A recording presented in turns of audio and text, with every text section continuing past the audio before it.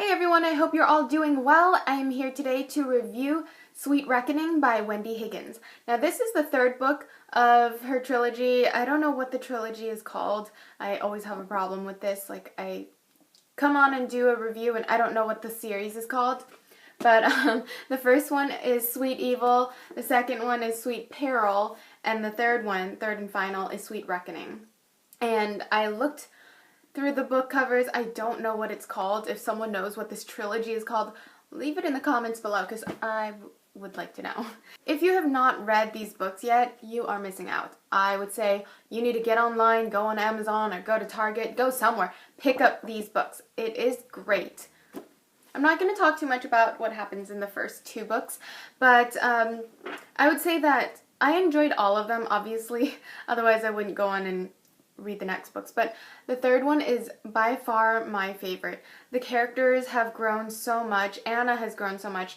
In the first book, she was kind of really irritating to me. I loved Kaiden from the start. Basically what's going on is Anna and Kaiden, they're together now. This was something that happened in the previous books. They're boyfriend and girlfriend, but since they're Nephilim, they're not allowed to be together. They're supposed to work. Oh, by the way, there's a lot of sex in this book. Well, a lot more than in the previous books. I don't think there was like actually any sex happening in the previous books, but it's happening in this book. So I would say this is appropriate for ages 14 and up. Yeah. I feel really bad for Kaiden and Anna because they really want to be together, but they can't because their fathers are always watching. There are always whisperers around and spying on Anna especially. Anna and her father are on the suspicion list because the other dukes figured out that her father has basically betrayed them, and this is again something that's happened in the previous book already, so I'm not giving anything away. When Anna sends any text messages to anyone, whether it's Patty or to Kaiden or any of the Nephilim, even to Jay, her human friend, she still has to delete all her text messages from her inbox and outbox right away so the whisperers don't see it and then report back to Farzuf, which is Kaiden's father. He's kind of like the leader. I don't know who put him in charge, but he's just calling all the shots. For a big portion of this book, he is trying to make sure that Anna is no longer a virgin because she cannot remain pure. The prophecy says that all the dukes will be banished forever by a child who is born of a demon and an angel, in which case this is Anna. Her mother is an angel and her father was a demon, fallen angel. So she was able to wield the sword of righteousness, and only the purest of hearts can do this, and this is a weapon that can kill the dukes, and Anna was easily able to take out whisperers and spirits. So they're really afraid of her, and they're trying to make sure that she cannot use the sword ever again. I'm not going to say how this happens, but Anna, with the help of her father, they found a loophole.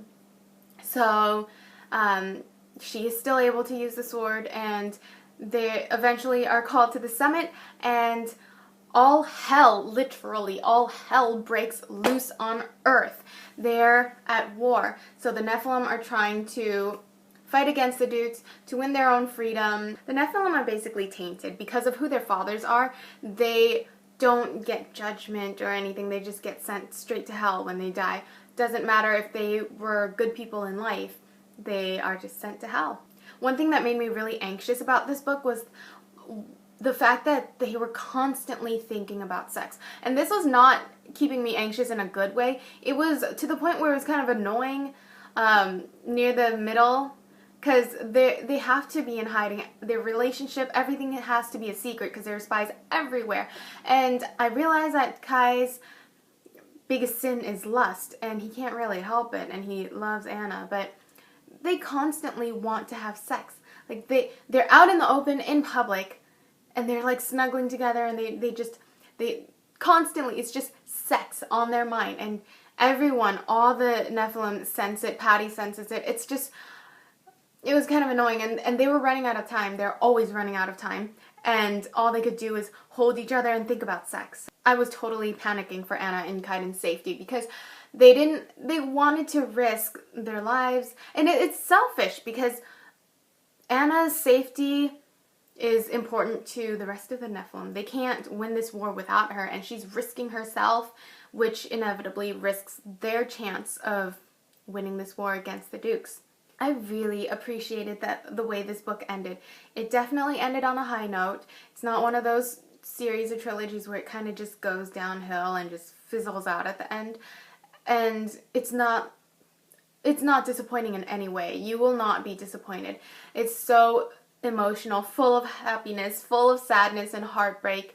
And there's a little twist at the end in the epilogue that I did not see that coming at all. So it just kind of makes you, I'm not going to say, just read it.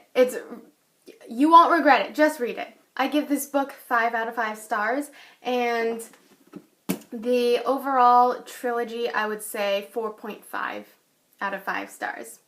This one was my favorite. Alright, thanks for watching. I will talk to you guys next time. Let me know in the comments below what you think of the book if you've read it already.